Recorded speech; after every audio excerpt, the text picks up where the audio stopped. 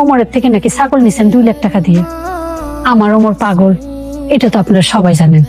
আপনিও কি ওর লাগে পাগল হইলেন? এই নেন। রাখেন রাখেন।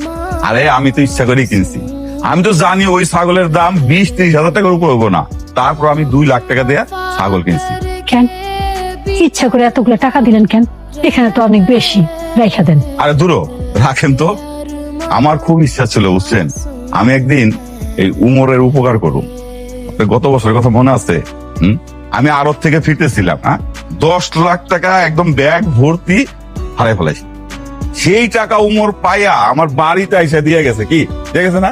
উমরের মতো সব ছেলে আছে এই এলাকায়, আর এই এলাকায় তো দূরের কথা, এই ইউনিয়নে নাই। হ্যাঁ, আব্বা তো ঠিকই কইতেছে। আর আব্বাই ওমরে খুশির কতগুলো টাকা ছিল, ওমর তো 1 টাকাও নাই নাই। শুনেন, উমরের মতো সৎ ছেলে আমাকে এই এলাকায় নাই, তাই আমার খুব ইচ্ছা ছিল একদিন না একদিন আমি ওর উপকার করবি। রাখেন এই টাকা রাখেন, এই টাকা দিয়ে আপনি হজে যান বা না যান, মনে করেন উমর আমি এই টাকা উপহার দিচ্ছি। আমরা তাহলে যাই। আসসালামু আলাইকুম। ওয়ালাইকুম সালাম। আচ্ছা যান, সাবধানে যান। ভালো থাকো বাবা। কি ভালো একটা কাজ করছি না? হ্যাঁ আব্বা, তুমি তো অনেক ভালো একটা কাম কর। হ্যাঁ, আমার অনেক ইচ্ছা ছিল ওমরে আমি উপকার করবো, কিন্তু আমি কইতে পারি নাই।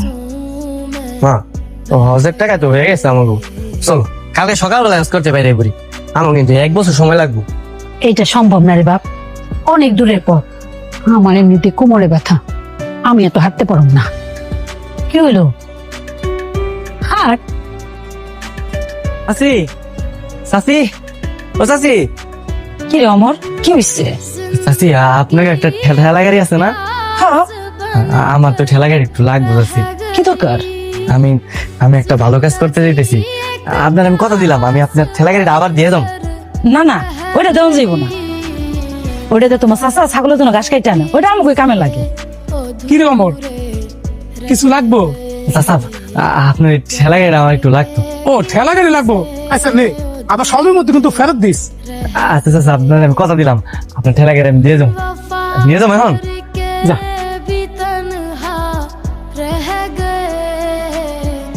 আপনি না কলম দিতে, তারপরে দিয়ে দিলেন। আল্লাহ জান কবে না কবে ফেরত দিব। অমর যা বলে তা করে। মা, মা কই তুমি? এই দেখো গাড়ি নিয়ে আইছি।